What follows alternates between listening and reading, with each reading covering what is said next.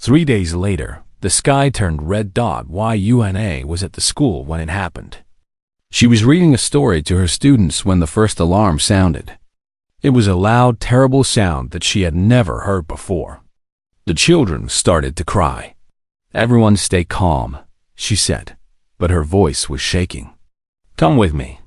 We need to go to the safe room." She gathered the children and led them to the underground shelter beneath the school. Other teachers were doing the same. Parents were running through the streets, calling for their children. The whole colony was filled with fear.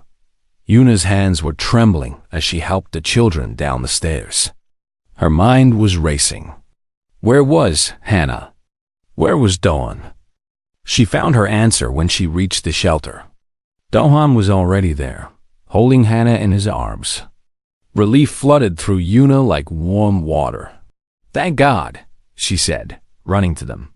"What is happening?" Dohan's face was pale. His jaw was tight. He looked nothing like the gentle man she had kissed goodbye that morning. "Ships," he said. "Alien ships. They came out of nowhere. Aliens?" Yuna could not believe it. Colony 7 was peaceful. They had no enemies. They had nothing worth taking. "They are attacking the defense stations," Dohan continued. "The colony shields are holding, but they will not hold for long." The ground shook, and dust fell from the ceiling. Children screamed. Parents held them close. Yuna grabbed Dohan's arm. "What do we do?" she asked. He looked at her, and something strange passed through his eyes. It was like watching a storm gather behind clouds. Dark, powerful, terrifying. "We wait," he said. "And we hope." But Yuna could see that he did not believe his own words. He knew something. He had always known something. All those nights when he could not sleep, all those moments when he stared at the stars like they were enemies, it all made sense now. "Dohan," she said slowly, "what are you not telling me?" Before he could answer, the ceiling exploded. The blast threw Yuna across the room. She hit the wall hard and fell to the ground. Her ears were ringing. Her vision was blurry. She could hear screaming, but it sounded far away, like it was coming from another world. She forced herself to look up. The shelter had a hole in it now, a massive hole that showed the red sky above. And through that hole, things were coming down. Creatures. Tall, thin creatures with gray skin and black eyes. They carried weapons that glowed with blue light. People were running. People were falling. The creatures were shooting anyone who moved. Yuna looked around desperately for her family. She saw Hannah first, lying on the ground near a broken wall. The little girl was crying, but she was alive. "Hannah!" Yuna screamed. She tried to stand, but her leg was hurt. Pain shot through her body. She crawled instead, pulling herself across the broken floor toward her daughter. One of the creatures saw her. It raised its weapon and pointed it at her head. Yuna closed her eyes. This was it. This was how she would die. She would never hold her daughter again. She would never see her husband again. She waited for the blast. It never came. Instead, she heard a sound. It was a deep sound, like thunder rolling across mountains. It made her bones shake. It made her teeth hurt. It was a sound that should not exist, a sound that did not belong to any human or machine she had ever known. She opened her eyes. Dawn was standing between her and the creature. But he was not the Dawn she knew. His body was different somehow, larger, darker. The air around him was moving.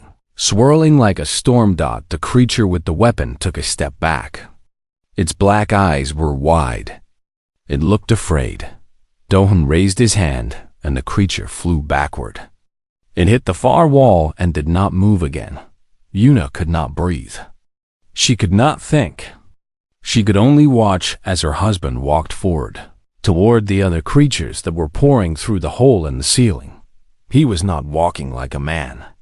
He was walking like something else. Something ancient. Something terrible. The creatures fired their weapons at him. Blue light filled the air. But the light stopped before it reached Dawn, hanging in the air like frozen rain. He waved his hand and the light disappeared. Then he spoke. The words were not in any language Yuna knew. They were not in any language that existed on Colony 7 or Earth or any human world. They were old words, dark words, words that made the air crack and the ground shake. The creatures dropped their weapons. Some of them fell to their knees. Others tried to run, but their legs would not move. Dohan spoke again, and the creatures started to scream. It was a terrible sound, the sound of pure fear. These things that had come to kill humans, these monsters that had destroyed their peaceful home, they were terrified of her husband. One of the creatures, larger than the others, shouted something in its own language. It sounded like a command. The other creatures tried to obey, tried to raise their weapons again. Dahan did not let them. He raised both hands and light poured out of him. Not blue light like the alien weapons. This was white light, pure and burning and impossibly bright. It filled the shelter. It filled the sky. It filled everything. When the light faded, the creatures were gone. Not dead, not running. Just gone, like they had never existed at all. The shelter was silent. Yuna stared at her husband. He was standing very still, his hands at his sides. The storm around him was fading. He was becoming smaller, softer, more like the man she knew. But she had seen what he really was. She had seen the power inside him. And she knew that nothing would ever be the same again. "Dawn," she whispered. He turned to look at her. His eyes were wet with tears. His face was filled with pain and fear and something else. Shame, she realized. He was ashamed. "I am sorry," he said. "I am so sorry. I never wanted you to see this." Yuna opened her mouth to speak, but no words came out. What could she say? What could anyone say?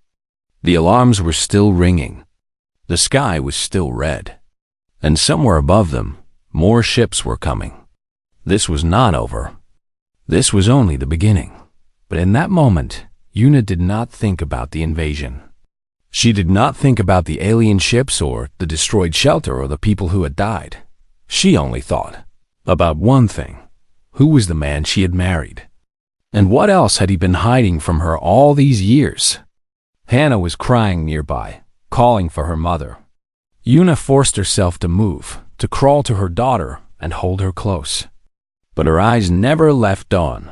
He stood alone in the middle of the destruction. A man who was not a man, waiting for the storm to come. And come it would. Yuna saw him falling. She did not think. She did not wait. She just ran, pushing through the crowd of people still hiding in the shelter, climbing over broken walls and twisted metal. Her injured legs screamed with pain, but she did not care. Nothing mattered except reaching him. Behind her. She heard Hannah crying and calling for her, but one of the other mothers held the little girl back. Someone had to get to Dohan. Someone had to catch him before he hit the ground. Yuna burst out of the shelter and into the burning streets. The air was thick with smoke and dust. Fires were everywhere. Dead alien bodies covered the ground like fallen leaves. She looked up and saw Dohan falling through the red sky, his body limp, the light around him fading. "Dohan!" she screamed. He was falling too fast. She would never reach him in time. He was going to crash into the ground, and she would have to watch her husband die after everything he had done to save them. But then something strange happened. The light around Dohan flickered, just for a moment.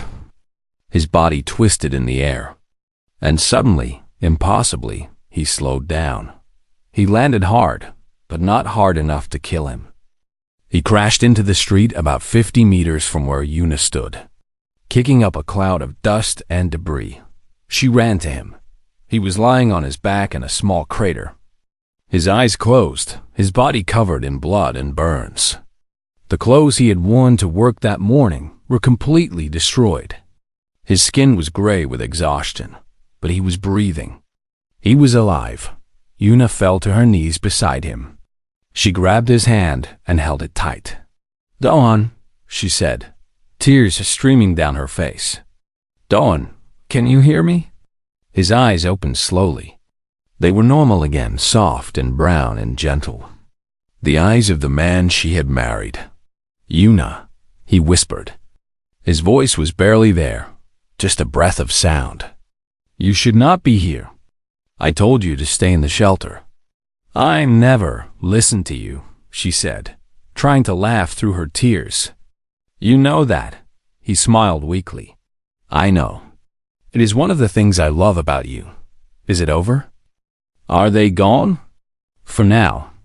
They will not come back. Not for a long time." Yuna looked around at the destruction. Half the colony was on fire. Buildings had collapsed. Streets were filled with wreckage. It would take years to rebuild, but the people were alive. The children were alive. Her daughter was alive, because of him. "You saved us," she said. "You saved everyone." Dawn closed his eyes. "I should have told you the truth. Long ago, when we first met. When I asked you to marry me. When Hannah was born. So many chances, and I was too afraid. Why? Why were you afraid? Because I thought you would leave me. I thought if you knew what I was, what I had done, you would take Hannah and go. I would be alone again." Yuna felt her heart break a little. This powerful being, this warden who could destroy fleets with his bare hands, he was afraid of being alone. He was afraid of losing his family. He was just like everyone else. "Look at me," she said firmly. He opened his eyes. "I married a cargo handler named Don, a kind man who made me laugh and held me when I cried. A good father who played with our daughter and told her stories at night. That is the man I fell in love with." She squeezed his hand tighter. "I do not care what you were before. I do not care what they made you into. You are still that man. You are still my husband. You are still Hannah's father. Nothing changes that. Nothing." Dawan stared at her. Tears were falling from his eyes, cutting clean lines through the dirt and blood on his face. "I do not deserve you," he said. "Maybe not," she replied with a small smile. "But you are stuck with me now." He laughed. It was a weak laugh, broken by pain, but it was real. It was the laugh of a man who had been given something he never expected. Hope. They stayed like that for a long time. Sitting in the crater in the middle of a destroyed street, holding hands while the colony burned around them. It was not peaceful. It was not beautiful. But it was theirs. Eventually, Hannah found them. The little girl came running through the smoke, her face dirty with tears and ash, her small body shaking with fear and relief. "Papa!" she cried, throwing herself at Dawn. He caught her with his free arm and held her close. His body was broken and exhausted, but he held his daughter like she was the most precious thing in the universe, because to him, she was. "I am here," he whispered to her. "Papa is here. Everything is okay now." The three of them sat together in the ruins of their world, a family that should never have existed. A warden, a teacher, and a little girl who did not understand what had happened, but knew that her parents loved her. Around them, people were starting to come out of the shelters. They looked at the sky in wonder, at the wreckage of the alien fleet that drifted among the clouds. They looked at Dohan, and some of them were afraid, but others were not afraid. Others looked at him with something different in their eyes. Respect, gratitude, understanding. One by one, they started to approach. An old man came first, walking with a cane, his white hair wild from the explosions. He stopped in front of Dohan and looked down at him. "You were a warden," the old man said. It was not a question. "Yes," Dohan replied. I was a boy during the First War. I remember the stories. The soldiers who could not be killed. The weapons that walked like men. The old man's eyes were wet. My father died in that war. He died so that people like you could fight. He believed in the program, in the wardens. Dohan said nothing. What could he say? The old man knelt down, slowly and painfully, until he was at Dohan's level. Thank you, the old man said. Thank you for everything you did then. And thank you for what you did today. Then he took Dohan's hand and kissed it. Yuna watched as more people came forward. Some of them thanked Dohan. Some of them cried. Some of them just stood there, looking at him with eyes full of emotion they could not express that her husband had hidden for so long. He had been afraid of what people would think, of what they would do if they knew the truth. But now the truth was out. And instead of hate, instead of fear, he found acceptance. He found a home. The days that followed were hard. There was so much work to do. Bodies to bury. Buildings to rebuild. Wounds to heal. The colony would never be the same again. But it would survive. Because of Dohan. Because of what he sacrificed and at night. When the work was done and Hana was sleeping, Yuna and Dohan sat on their broken balcony and looked at the stars. What will you do now? Yuna asked one night. The universe knows you are here. Other Velik will come eventually. Other enemies. Dohan was quiet for a long moment. Then he turned to look at her. I do not know, he admitted. For 15 years, I tried to be ordinary. I tried to forget what I was. But I cannot forget anymore. The power is part of me. It always will be. Does that scare you? Yes, but... He reached out and took her hand. I am not alone anymore. I have you. I have Hana. I have something worth protecting. That makes me stronger than I ever was before. Yuna leaned her head on his shoulder. Then we will face it together, she said. Whatever comes. The three of us. Dohan smiled. It was not a sad smile anymore. It was real. It was warm. It was the smile of a man who had finally found his place in the universe. Together, he agreed. Above them, the stars burned bright in the darkness. Some of those stars hid enemies. Some hid dangers that humanity had not yet imagined. The universe was vast and cold and filled with things that wanted to destroy them. But humanity was not weak. Humanity had survived the First War. Humanity had built colonies across the stars. And humanity had people like Dohan, ordinary people with extraordinary power, who would fight and bleed and sacrifice everything to protect the ones they loved. The Valak had learned this lesson once. They had forgotten it. Now they would remember. And somewhere in the darkness of space, in a damaged ship fleeing toward the edge of the galaxy, Commander Velik Thorn sat alone in his chamber and trembled. He had seen the power of a warden. He had felt the terror his ancestors had felt. And he understood now, finally, why his people had run away all those years ago. Humans were not weak. Humans were not prey. Humans were the most dangerous species in the galaxy. And God help anyone who threatened the ones they loved. The morning light came through the small window of their home. It was soft and golden, the way light always looked on Colony 7. Yuna opened her eyes slowly and turned to look at her husband. Dohan was still sleeping. His face was calm and peaceful, like a child without any worries in the world. She smiled and touched his cheek gently. After 5 years of marriage, she still felt lucky to have him. He was not a rich man. He was not famous.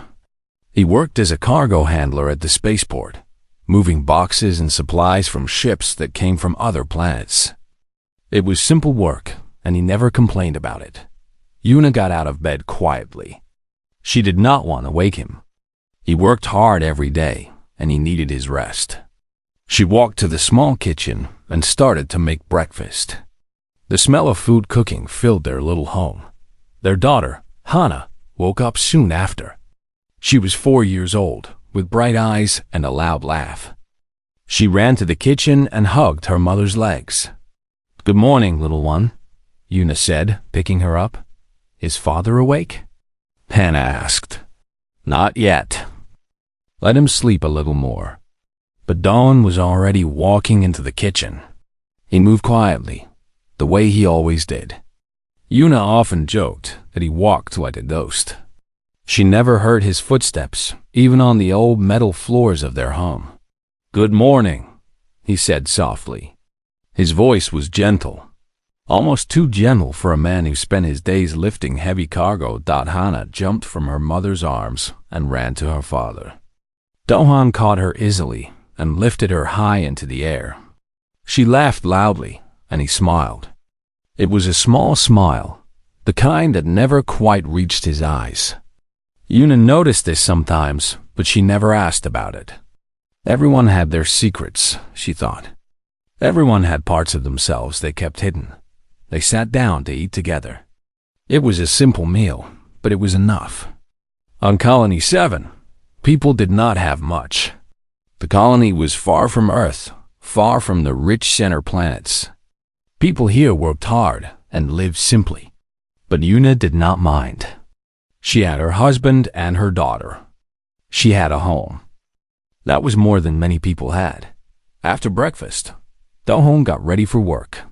He put on his old work clothes and his heavy boots. Una watched him from the door. "Be careful today," she said. The same thing she said every morning. "I always am," he replied. The same thing he always replied. He kissed her forehead and then bent down to kiss Hannah's cheek. Then he walked out into the morning light, joining the other workers heading to the spaceport. Una watched him go until she could not see him anymore. There was something about the way he walked, she thought. Something careful. Something watchful. Like he was always looking for danger, even though Colony 7 was one of the safest places in the sector. She shook her head and went back inside. She was thinking too much again. The day passed like all days passed. Una worked at the colony school, teaching young children to read and write. Hannah stayed in the childcare center next door. At the end of the day, they walked home together, hand in hand. Dohan came home when the sun was setting. He looked tired, but he always looked tired. Una made dinner while he played with Hannah in the small living room. She could hear them laughing together, and the sound made her heart warm. Later that night, after Hannah was asleep, Una and Dohan sat together on their small balcony. The stars were bright above them, thousands and thousands of lights in the darkness. "Do you ever think about Earth?" Una asked. Dawn was quiet for a moment. "Sometimes," he said. "What was it like?" "You never talk about it." He looked at the stars, and something dark passed over his face. It was gone quickly, but Una saw it. She always saw it. "It was different," he said finally. "A long time ago. I was a different person then." Una wanted to ask more, but something stopped her. There was a wall around Dohan, a wall she had never been able to break through. She loved him, and he loved her. She knew that. But there were parts of him she did not know. Parts he kept locked away, deep inside himself. "Whatever happened before," she said softly, "you are here now. With me, with Hannah. That is what matters." He turned to look at her, and his eyes were wet. He did not cry, but she could see the tears waiting to fall. "You are too good to me," he whispered. "No," she said. "I am exactly as good as you deserve."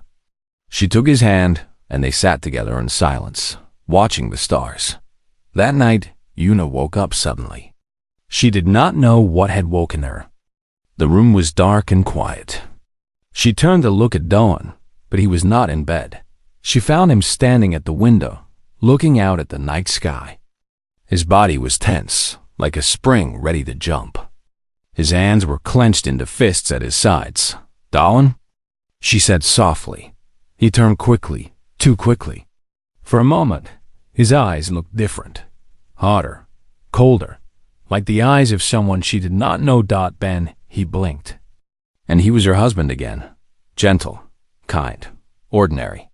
Sorry, he said. I could not sleep. Go back to bed. I will come soon. Yuna wanted to ask what was wrong.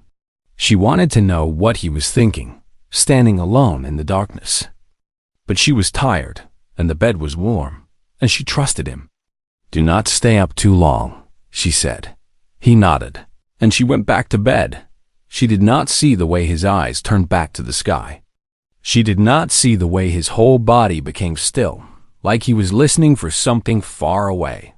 She did not know that her ordinary husband was not ordinary at all, that she did not know that the peace they had built together was about to shatter.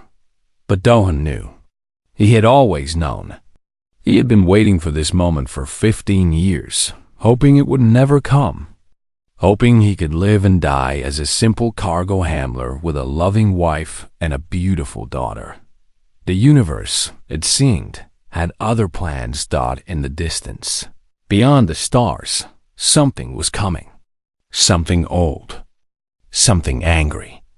And it was coming for humanity. Dohan closed his eyes and took a deep breath. Not yet, he whispered to the darkness. Please, not yet. But the darkness did not answer. The silence did not last long. More alarms started ringing. More explosions shook the ground. Through the hole in the ceiling, Yuna could see lights in the sky, alien ships firing on the colony, human defense ships trying to fight back. People in the shelter were starting to move again. Some were crying. Some were screaming. Some were just sitting still, too shocked to do anything. Yuna held Hannah tight against her chest. The little girl had stopped crying, but she was shaking badly. Her eyes were fixed on her father, wide with confusion and fear. Mama, she whispered, what happened to Papa? Yuna did not know how to answer. Dohan walked toward them slowly. Every step he took made people move away from him. They had seen what he did. They had seen the impossible power that came out of his body. They were afraid of him now. He stopped a few feet away from Yuna and Hannah.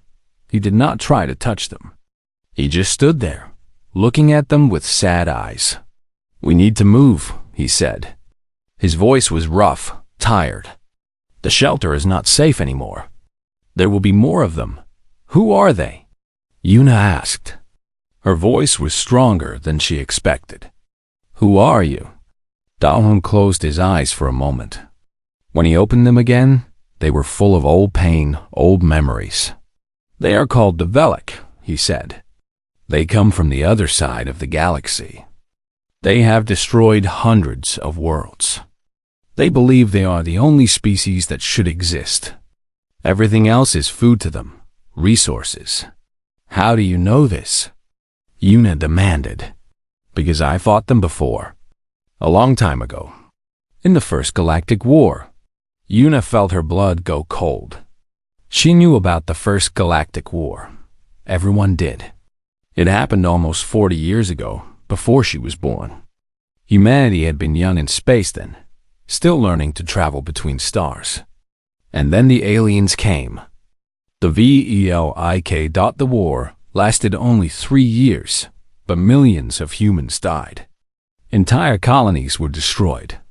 It looked like humanity would lose everything.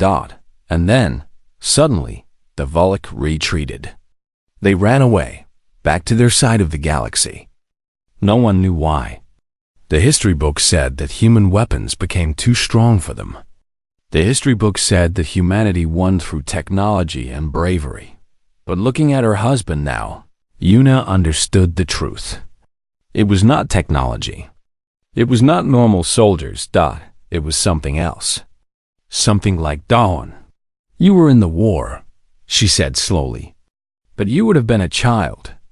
The war ended 37 years ago. Dawn smiled, but there was no happiness in it. I am older than I look, he said. Much older.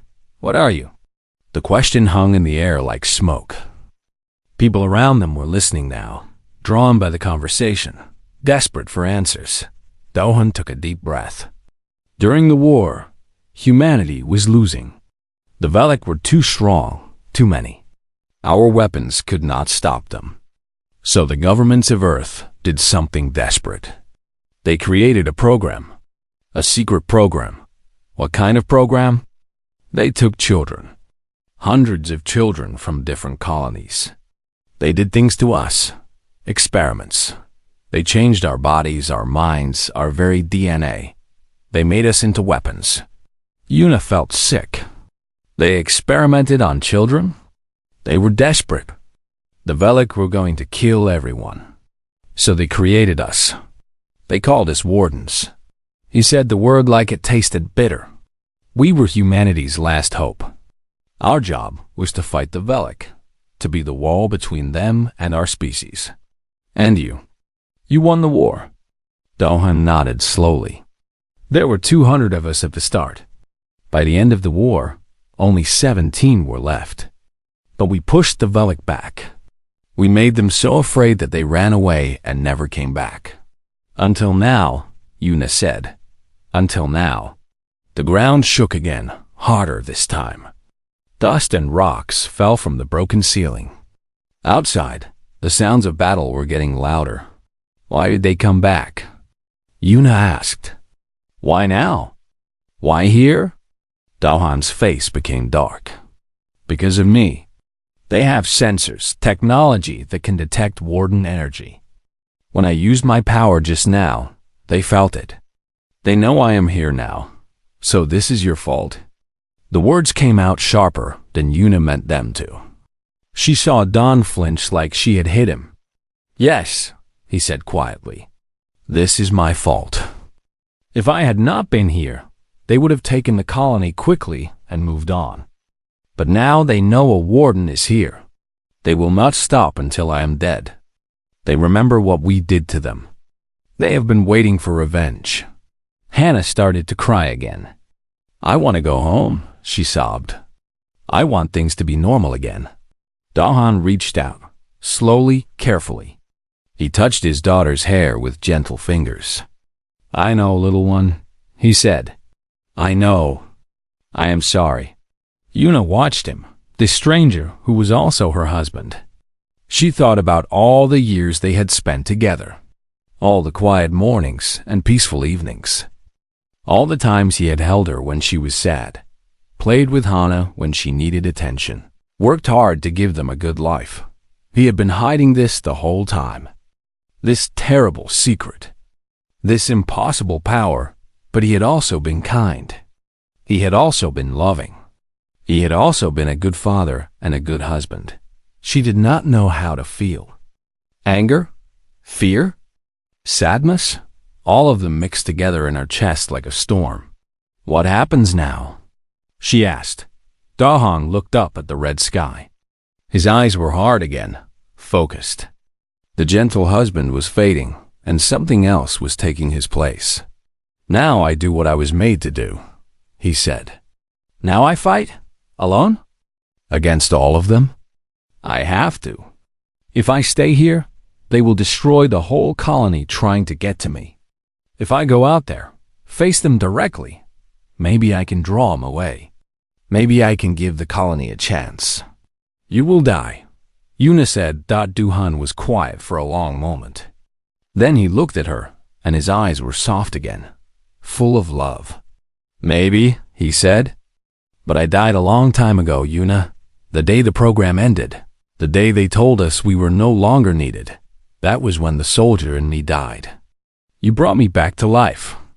You and Hannah. You gave me something to live for. He stepped closer, and this time Yuna did not move away. He took her hand gently. Whatever happens out there, he said, I want you to know something. The time I spent with you was the best time of my life. You made me feel human again. You made me believe I could be more than just a weapon. I love you. I have always loved you. And I'm sorry I lied to you. Tears were running down Yuna's face now. She could not stop them. Come back to me, she said. Promise me you will come back. Doan smiled sadly. I cannot promise that. But I can promise I will try. I will fight with everything I have. For you. For Hana. For all the ordinary people who just want to live their lives in peace." He kissed her forehead, the same way he did every morning before work. Then he bent down and hugged Hana tightly. "Be good for your mother," he whispered to the little girl. "I love you more than all the stars in the sky." Then he stood up and walked toward the hole in the ceiling. The air around him started to move again, that strange storm gathering around his body. He looked back one last time. "Stay here," he said. "Stay safe. And no matter what you see, no matter what you hear, do not come after me." Then he jumped, straight up through the hole, into the burning sky, and Yuna could only watch as her husband flew to meet an army. The sky above Colony 7 was filled with death. Alien ships moved through the clouds like dark birds, firing beams of blue light at anything that moved. Human defense ships were falling, burning, crashing into the ground. Buildings were collapsing. Streets were filled with fire and smoke dot, and then dawn rose into the sky. He did not use a ship. He did not use any machine. He simply flew, his body surrounded by that strange storm of energy that made the air itself bend around him. The Velik saw him immediately. Every ship in the sky turned toward him. Weapons charged. Sensors locked. They knew what he was. They could feel the power coming from his body like heat from a sun. And they were afraid, but fear made them dangerous. 100 beams of light shot toward Dohan at the same time. It was enough firepower to destroy a city. It was enough to burn a hole through a planet. Dohan raised his hand. The beams stopped. All of them. They hung in the air like frozen rivers of death, unable to move forward, unable to hurt him. He closed his hand into a fist, and the beams disappeared. For a moment, nothing happened. The Velik ships floated in the sky, confused. They had never seen anything like this. No creature should be able to do what this human just did. Then Duan spoke. His voice was not loud, but somehow everyone heard it. Everyone on the colony. Everyone on the ships. It traveled through the air like thunder, reaching every corner of the sky. "I am Warden 7 of the 43rd Division," he said. The words were in the Velik language, a language he had learned during the war. "I am the one who broke your fleet at the Battle of Red Moon.